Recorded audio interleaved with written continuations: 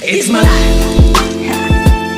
What's up, YouTube? It's been a minute, so I wanted to give you guys a Harvest 21 update and just talk about the combine a little bit. As you can see, the 9750 right here is going to work in some corn. Um, I can honestly say that I'm starting to get used to it now. One of the biggest things that I would say that I need to get used to is just letting the combine be the combine that it can be.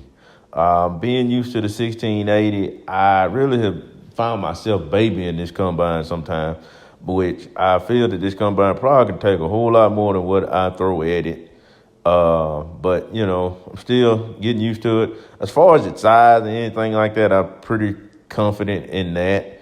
But just in regard to just getting used to its capacity, it's going to take some time. It's just not what I'm used to as far as in the past. Not what I'm used to seeing when I was growing up, and that's that.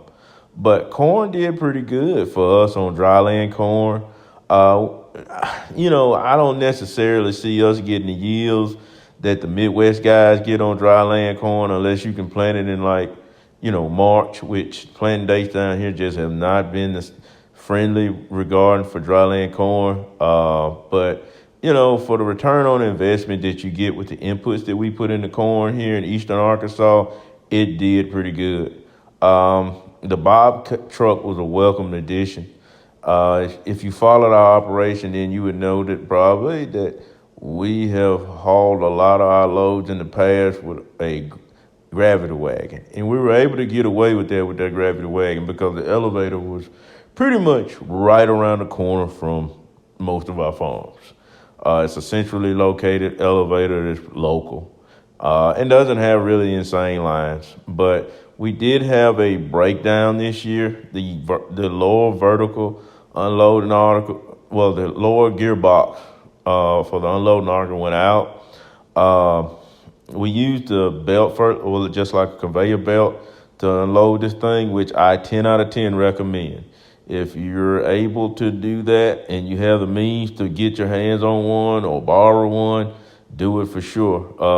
I don't recommend scooping that buckets out of there or anything like that. That combine like that holds about 275 bushels.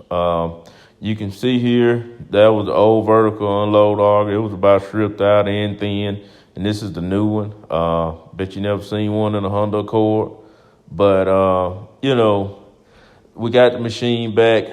The thing is, we had to take it to Deere. Probably could have done it ourselves, but when you work a job and you farm, sometimes you just kind of gotta,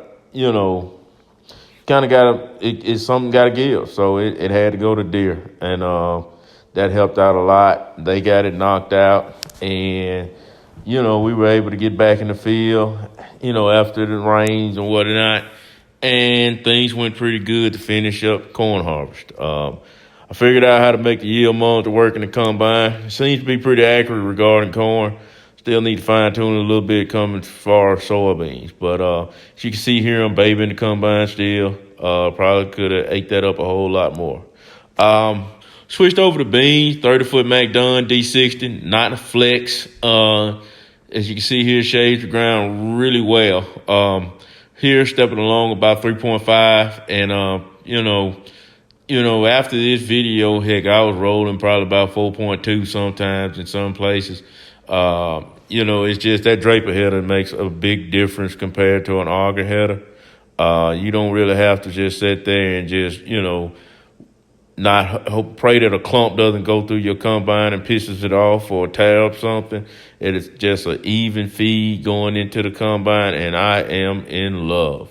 That draper header did have a mechanical failure later on that day, though. The drum, which is a weak point in a lot of MacDon headers, it did have a failure, and we're waiting on a drum now. So should have a drum tomorrow. We'll get that stuck back in that thing and head on and get back to the field. But, I've enjoyed this combine. It's a lot more comfortable, a lot more powerful. A lot of people probably ask why you need a combine this size for your size operation. Well, one of the things is the older, smaller combines are getting high in hours. That's just the way it is. And so, a combine like this, if hopefully it'll be on our operation and it'll have an easy life, So there's some things that it's going to need. I've noticed that it's going to need some top shaft sprockets in the feeder house, so we'll probably drop the feeder house next year, put that in, put new bearings in, stick a new shaft in that thing, and get it rolling. But it's been a pretty good machine. The only thing that I kind of wish that I wish it had rice and cane tires on it, just because I've already hit some mud spots this year, and I was like, dry that it's been. I was like, man, this would not be good if it was wet. So, I'm gonna leave you guys with a few pictures that we take for our social media, other social media. If you're on Instagram, give the farm page a follow. I post on there quite a bit if you want to follow along. A lot of you actually follow the farm page, so kudos to y'all. But I'm gonna try to chime in here, probably here in a few days if we get some more footage, just to give you guys an update and hope everybody have a safe harvest.